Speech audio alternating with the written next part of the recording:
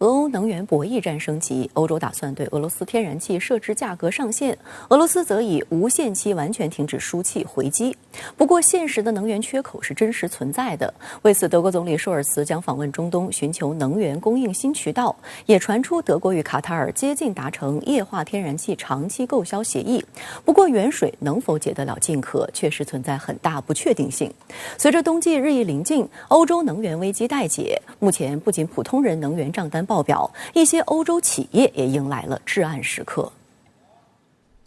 德国政府发言人周一说，德国总理舒尔茨将展开为期2天的中东之行。舒尔茨将在10月1号访问沙特阿拉伯，与王储本·萨勒曼见面。10月2号，舒尔茨将会见阿联酋总统，并在同日下午与卡塔尔国家元首进行双边会谈。就在德国总理访问卡塔尔前夕，也传出德国与卡塔尔达成采购液化天然气协议的消息。路透社周一报道，3位消息人士称，德国能源巨头莱茵集团、尤尼泊与卡塔尔方面接近达成长期协议，以从卡塔尔北部油田扩建项目采购液化天然气，进而取代俄罗斯天然气。消息人士称，德国与卡塔尔之间的谈判在合同期限和定价等关键条件具有分歧，但双方仍有望尽快达成妥协。不过，消息人士也指出，卡塔尔北部油田的扩建项目最早将于2026年完成。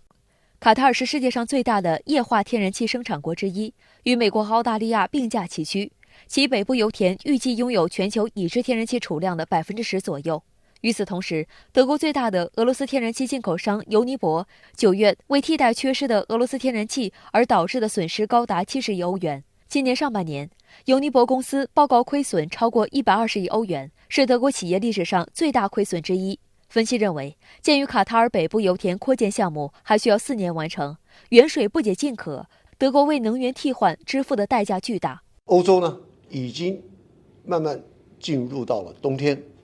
也就是说，他们对于这个能源的需求呢是非常非常恐急的。可是你要到其他地方去，当然你可以找到替代品，可是第一个，你的这个运输是不是价格合适？第二个，我们这边的这个设备接收的这些设备是不是齐全？所以说还要拖上相当的一段时间。可是现在这个短期间的问题确实已经非常难以解决了。俄罗斯9月底彻底关闭了北溪一天然气管道，该管道是俄罗斯向德国输送天然气的最大单一管道，每年输送550亿立方米的天然气。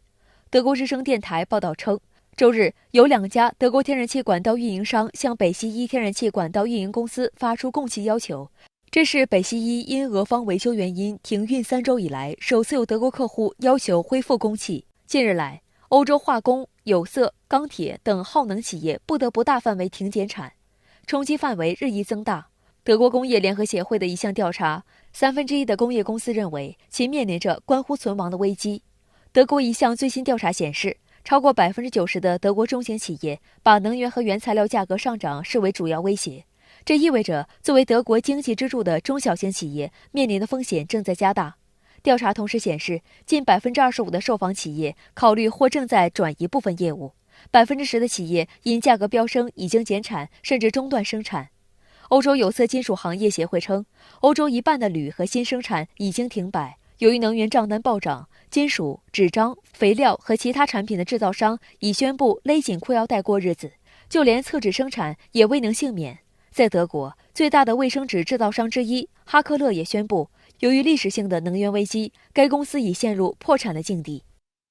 纽约时报周一专题报道称，当前能源危机下，数额暴涨的能源账单已迫使许多欧洲工厂关灯停产，企业主或改用柴油等廉价高污染燃料，或关闭生产线，或让员工暂时休假，只因他们无力支付高昂的天然气和电力费用。报道特别指出，这些情况并非只是发生在小部分企业的个例，而是一种普遍现象。当前，高企的能源价格却是在猛烈冲击整个欧洲工业体系。纽约时报指出，这场能源危机就是欧洲制裁俄罗斯所产生的反作用。这种痛苦不仅削弱了人们对欧洲企业的信心，也打击了这些企业的计划。更困难的是，许多企业的低价能源合同即将到期，不久后就必须要以当前高价续签合同。德国现在面临到的这个挑战是非常非常严峻的因为德国呢，它是整个欧盟最大的一个经济体，同时呢，它也可以说是欧洲经济的火车头。那如果说德国出现了状况，你譬如说有些大公司停产了，那这些停产所引发的这个效应跟影响，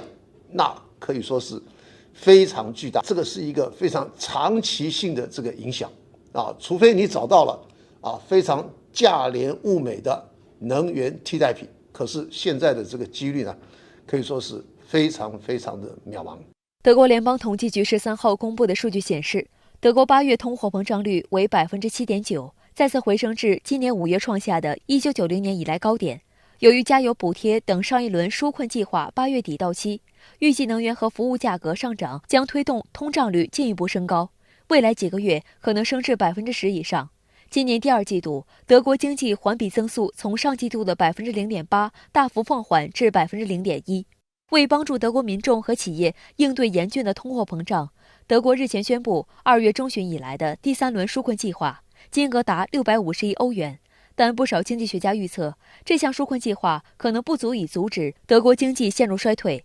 德国央行德意志联邦银行周一警告，受能源危机影响，德国经济今年第4季度和明年第1季度可能出现萎缩。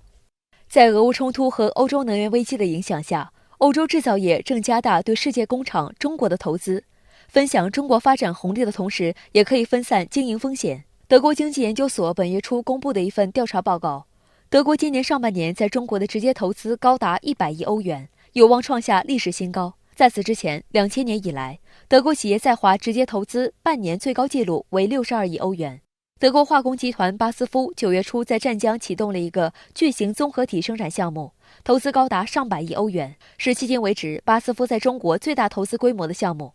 巴斯夫是德国最大的天然气用户之一，其在欧洲2大基地之一的路德维希港基地是全球最大的化工基地。2021年，这家基地的天然气消耗占德国全国天然气消耗量的 4%。巴斯夫购买的天然气中，60%用作生产电力和蒸汽，40%用作原料。就是因为德国本身它自己内部以及整个欧洲的这个市场呢，都在萎缩当中。可是反过来呢，中国的市场呢还一直在成长当中，他们还是看上了中国这个巨大而且并吸引力的这个市场。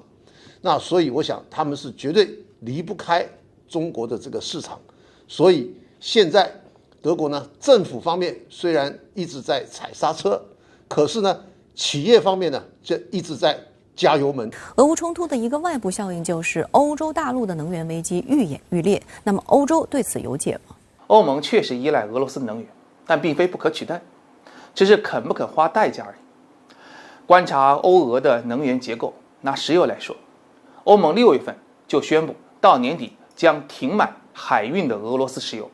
这一目标正稳步推进。就未来看，美欧通过打击俄创汇大户能源产业的意图很明显，不光是打价格，重点是要把俄罗斯赶出利润最丰厚的欧洲市场，破坏其财政基础。就替代货源来说，像欧佩克每天的闲置产能就有450到650万桶，其中光沙特、阿联酋、伊拉克3个主力国就各有150-40万桶的闲置产能。考虑到欧佩克和俄罗斯所达成的限产协议到本月就到期了，那么欧洲正式不买俄油的时候，欧佩克国家会很愉快地分食它的份额，也就意味着到年底，俄罗斯可能失去欧盟每天400万桶石油的市场，占到年出口量的一半，出口收入的近25%。当前影响这场消耗战的关键，一是欧盟肯为能源溢价做出多大的财政牺牲；二呢，俄罗斯如何把剩余的油气卖到别处，特别是亚太。我个人看法，这个冬天，欧盟和俄罗斯都会感到很冷，而感到温暖的将是赚得盆满钵满的美国和中东油气大户们。